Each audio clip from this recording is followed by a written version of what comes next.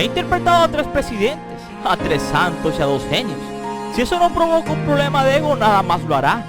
Eso decía Charles Heston antes de perecer, y lo cierto es que sus papeles siempre han sido los más emblemáticos. Moisés en los 10 mandamientos, también en Judá Ben Hur apareció, y en el Cid Campeador, y fue Marco Antonio en Julio César. Pero sus últimos años no fueron nada fáciles. Le tocó lidiar con un Alzheimer. Todo se le olvidaba. Había perdido prácticamente la memoria. Total. Ya no recordaba ni quién era a los 80. Y para remate, un deterioro cognitivo le afectó su vista en los últimos años. Se iría de este mundo el 5 de abril del 2008 a los 84 años. Rodeado del amor de su vida, su esposa, en su mansión en Beverly Hills. Sus papeles van desde Marco Antonio y Julio César a Marco Antonio y Cleopatra. Amó a la única mujer de su vida, Lydia Clarke, con la que tuvo a sus 2 hijos, Fraser y Holly. Esta última sería adoptada. Su hijo, Fraser, hoy en día es productor y es recordado porque salió junto a su padre en la película Los 10 Mandamientos, cuando era un bebé. Así que aquel hombre nacería el 14 de octubre de 1923 en Evanston, Illinois,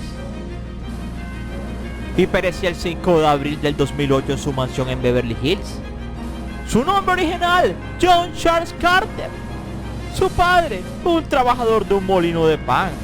A los 10, sus padres se separaron y su madre se casó con un tipo llamado Chester Heston, apellido que más adelante Charles adoptó. La nueva familia se mudó a Chicago, donde Heston fue al colegio y participó en las funciones teatrales de la escuela con tan buen resultado que obtuvo en 1942 una beca para estudiar en la Escuela de Arte Dramático de la Universidad del Noroeste, en Evanston. Y en 1944, mientras estudiaba en la universidad, se enamoró perdidamente de Lydia Clarke, quien sería su esposa. Se casó con ella, que en ese momento era estudiante de arte dramático de la universidad también. Y ese mismo año se enlistó en las filas en la Segunda Guerra Mundial y sirvió en la Fuerza Aérea. Cuando hizo en 1956 Los 10 Mandamientos, se hizo el papel de Moisés, inmediatamente se consagró como un gran actor.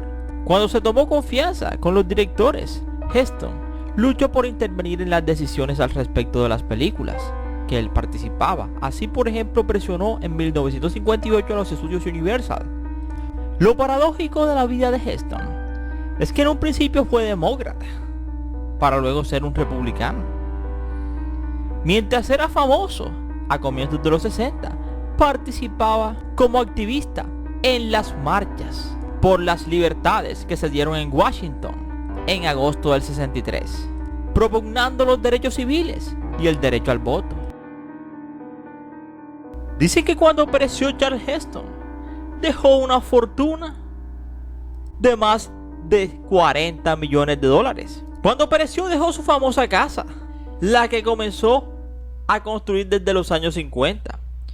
Una propiedad de 1,2 hectáreas, ubicada en las altas colinas de Beverly Hills, y que en el 2015 los herederos de Heston pusieron a la casa en venta. La anunciaron por 12,3 millones de dólares y finalmente la vendieron por 12,2 millones en enero del 2016. El comprador fue el escritor y director y productor francés Luc Besson. Luc vendió la casa en enero del 2022 con una ligera pérdida, 11,2 millones de dólares. Así que si quieres saber un poco más, si quieres saber un poco más, te invito a que te sientes, a que te relajes y que disfrutes del siguiente video. Somos 007 Ernie Videos, tu mejor opción, y gracias por preferirnos. Y recuerda que cada día somos más y que tú eres nuestra estrella. Mis estrellas, esas que tanto quiero, sueño y sé, que ellas me quieren a mí. Mis estrellas. en la historia del cine hay nombres que no se pronuncian, simplemente retumban. Charlton Heston es uno de ellos. Fue Moisés abriendo las aguas del Mar Rojo. Fue Ben Hur domando cuadrigas con la furia de un héroe.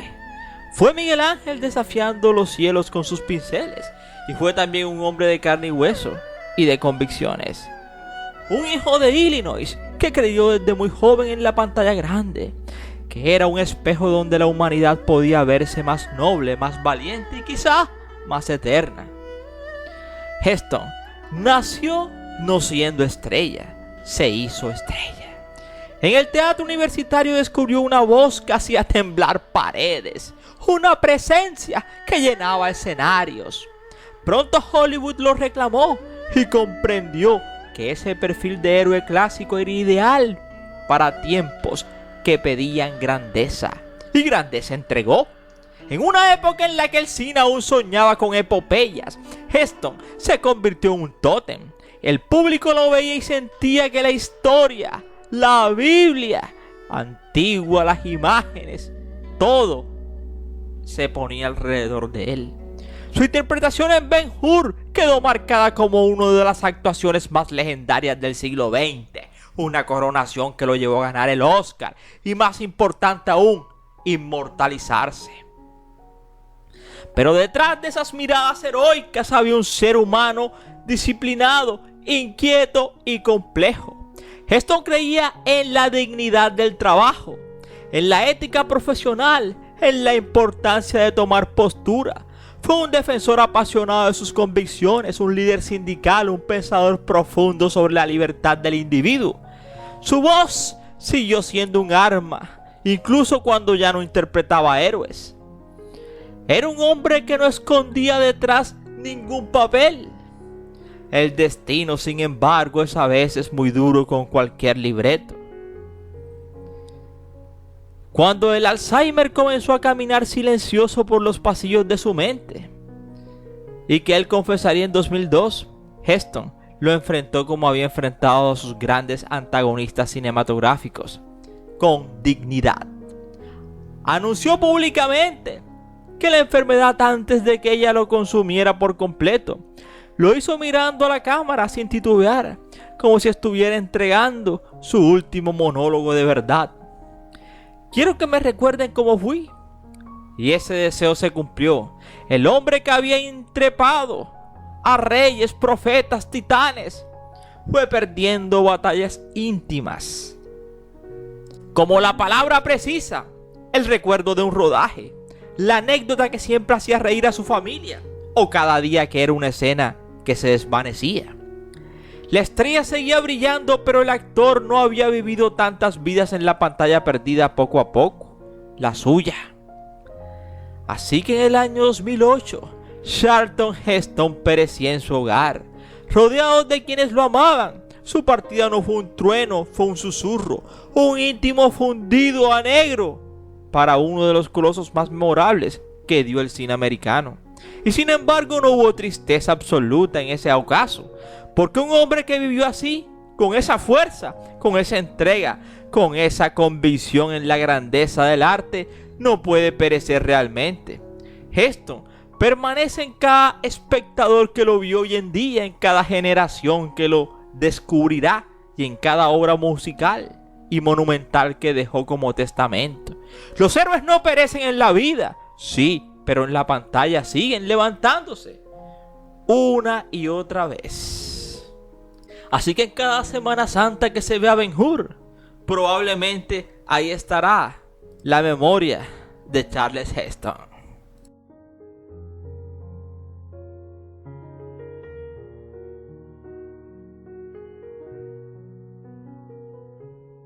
Yo soy Ernie y aquí termina esta historia.